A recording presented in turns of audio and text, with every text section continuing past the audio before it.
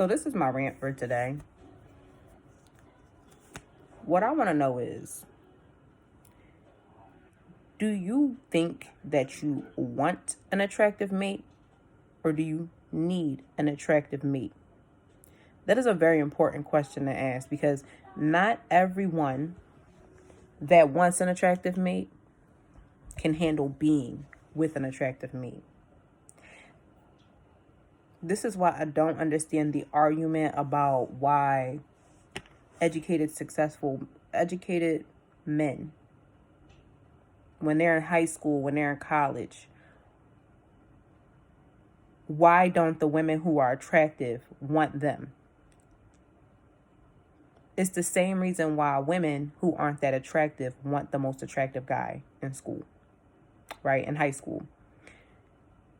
You think that you can be with that person until you're with that person. And then once you acquire that person, or you're able to attract that type of person, you now start asking yourself, what did I do to get this? How do I deserve this? Is there something wrong with this person? You try to validate your insecurities and your lack of confidence through the shortcomings of that person. And it's like a mind game that you're playing with yourself to convince yourself that you're not worthy of someone who is attractive and smart. So let's say the educated lame, whether a female or male, because they both exist in both worlds, finally attracts that attractive person, their crush, or this type of person that they've always been attracted to, their type. If you lack confidence and you're very insecure, you're going to consistently wonder in the back of your mind, is he or she cheating? Why is this person with me? Is there something wrong with this person? The problem is, the reason why you, as the educated lame, being male or female, cannot be with someone who is actually attractive is because you haven't done the internal work. The fact that you even see yourself as the educated lame is a problem. Because you can be attractive and educated. There's no such thing as somebody who's educated but ugly. That's not, you watch too many movies, you watch too many TV shows, come back to reality. Because there's a lot of smart people who are educated and also attractive. There's a lot of smart people who are unattractive and educated. And attractiveness has nothing to do with what you're wearing, what type of makeup you have on, what type of wigs you're wearing, what type of cut you have. It's just about the law of attraction. And that's based on your view, what you view as attractive. This is all funny to me. It's literally a game. Because when you're in high school and you're looking at those people who you deem as attractive, whether it be the jocks or the cheerleaders, because everybody else wants them, that's why you want them. When you're sitting next to an educated, beautiful woman, you just don't see her because she doesn't have the money that cheerleader has, or she doesn't have the fame that woman or male has in that school. So you never see the person sitting right next to you. And then when you go to college, or when you get older as adults, and she becomes more into her godliness, or he becomes more into his godliness, not saying that they're God, but just saying that they've matured, you start to see that person that's always been there, but you just never seen them because they've been shadowed by the people that you thought you wanted. So then, once you acquire this person and you actually attract that attractive person, you start acting jealous, insecure, you lack confidence. You know that you're with an attractive person. So when you're out in public, other people are going to stare at your attractive person. Other people are going to talk to and spark up conversation with your attractive person. Other people are going to flirt with your man or your woman right in front of your face. whether it be through sight, whether they're eyeing your spouse, or whether they're trying to spark up conversation to flirt with your spouse. These things are going to happen if your spouse is attractive. And you try to find reasons why. Oh, why does this person want to be with me? I'm just an educated lame. Why would anybody want to be with me? Go to therapy. Stop getting in relationships and wanting someone. And then when you get that someone you want, you cause them hell. And you try to find a reason why you're causing them hell. So you try to find all these reasons as to why the person that you've attracted, that you've always wanted, actually wants you back. You have to sit here day and night and figure, is she sucking someone else's dick? Is he cheating on me?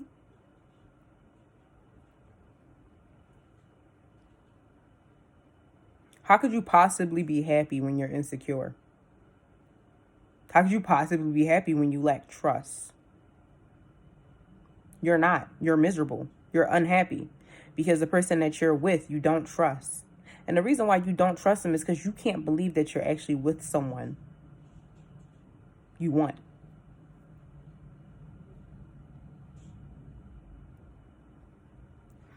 This is why I laugh every time I hear that educated lame conversation, because who would want to be with someone who can't believe that they're with someone?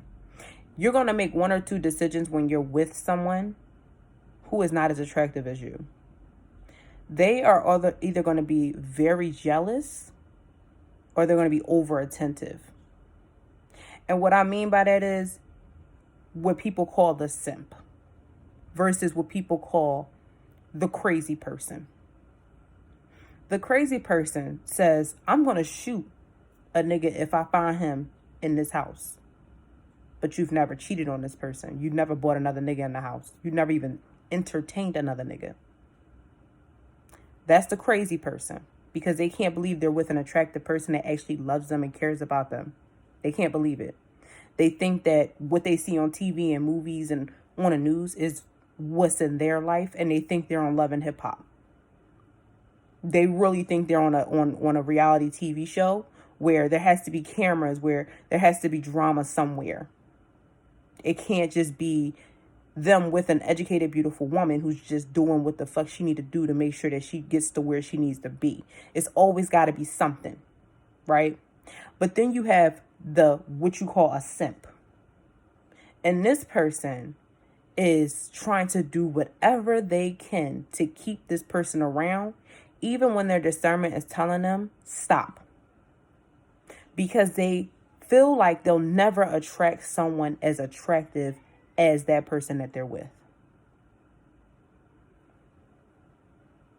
Very, very, very, very unhealthy. Very unhealthy. If you see yourself as the educated lame, go to therapy.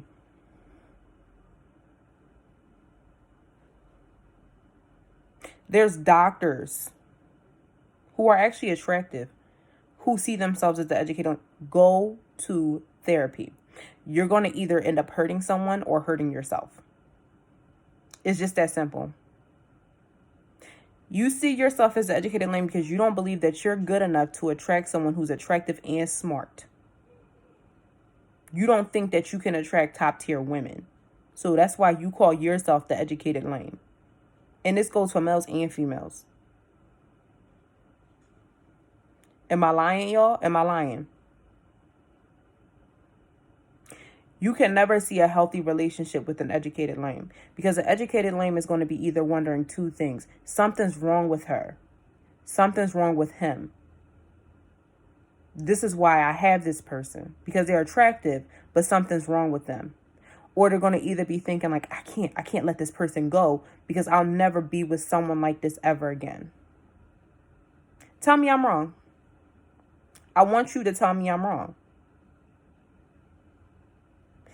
This is why attractive men and women will prefer to be with someone with confidence, someone who is not insecure. Someone who knows they're beautiful should be with someone else who knows that they're attractive. You never see Michael B. Jordan and Lori Harvey. You never see them on the news talking about, oh, cheated. I don't trust them. I think they might have been talking to other people. You never see that. They're two confident people who know exactly what they want. And when they break up, all you hear is, I love this person, but they didn't want to go the distance. And nothing else. This is what happens when a confident person gets with another confident person. You never hear love and hip hop drama. I could be wrong. There could be more coming out to the story, or there could be parts of the story that's missing. We don't know what's going on in their relationship. But how often do you hear a confident person, a confident, secure, attractive, smart person with another confident, secure, attractive, smart person ever get into an argument about something that has something to do with them not knowing the facts of something, but they just think something? Like, I think she was cheating, or I have a feeling that this person was cheating on me, or I have a feeling that this person was just not right for me.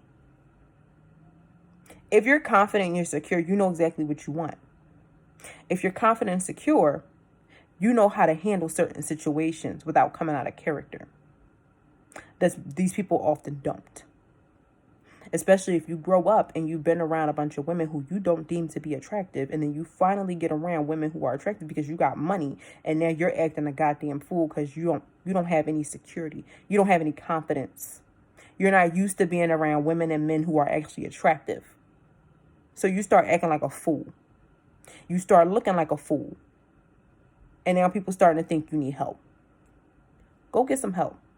Stop worrying about who's attractive and who's not attractive. Whether or not women wanted you or not, men wanted you or not. Go get some help. If you got to post a picture and say, oh, I'm up now. All the men used to look past me. They didn't like me before. Now they all on my top. Go get help. Your priorities is messed up.